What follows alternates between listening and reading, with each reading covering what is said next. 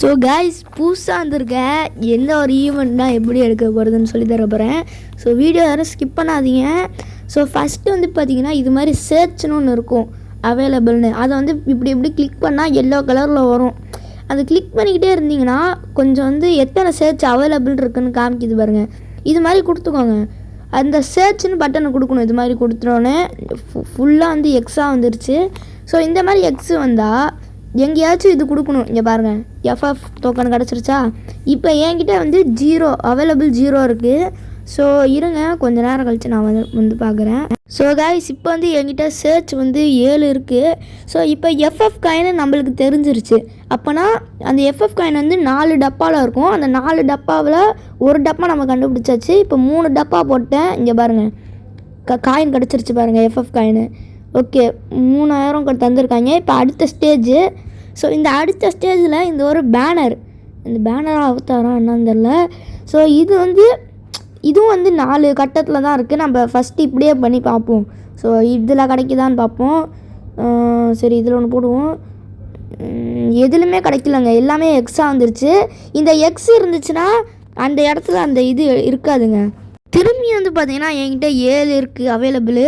Bro இது என்ன diamond சுற்றி எடுக்கிறீங்களா இல்லை என்ன ப்ரோ கதை அப்படின்னு கேட்டிங்கன்னா, டைமண்ட் சுற்றிலாம் எடுக்கலைங்க. இது வந்து ஃப்ரீயாக ஒரு ஈவெண்ட்டு.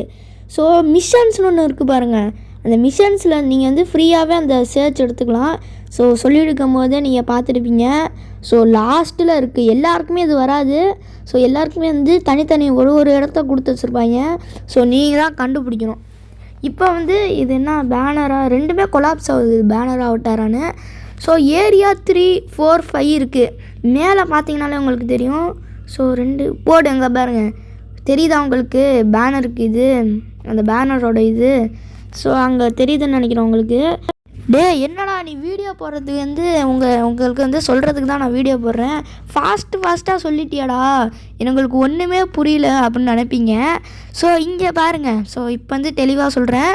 ஸோ இங்கே மிஷன்ஸ்னு ஒன்று இருக்குது பார்த்தீங்களா, இருங்க நான் காமிக்கிறேன். ஸோ மிஷன்ஸ்னு இருக்குது பார்த்தீங்களா, அந்த மிஷன்ஸ் தொட்டால் உங்களுக்கு வந்து கிளைம் காமிக்கும்.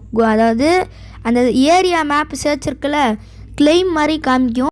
ஸோ அங்கே கிளைம் கொடுத்துட்டிங்கன்னா இங்கே அவைலபிள்னு இருக்குது பாருங்கள், அங்கே வந்து எல்லாமே காமிக்கும். நீங்கள் அவைலபிளில் வந்து அந்த பொட்டியாக இருக்குது பார்த்தீங்களா, நீங்கள் கண்டுபிடிக்கணும். இப்போ கோல்டு காயின்னா இந்த கோல்டு காயின் வந்து 4 பாக்ஸில் இருக்கும். அந்த 4 பாக்ஸில் இந்த பொட்டியில் கண்டுபிடிக்கணும். எங்கேயாச்சும் மறைஞ்சிருக்கும். நீங்கள் வந்து சேர்ச் கொடுத்து நீங்கள் கண்டுபிடிக்கணும்.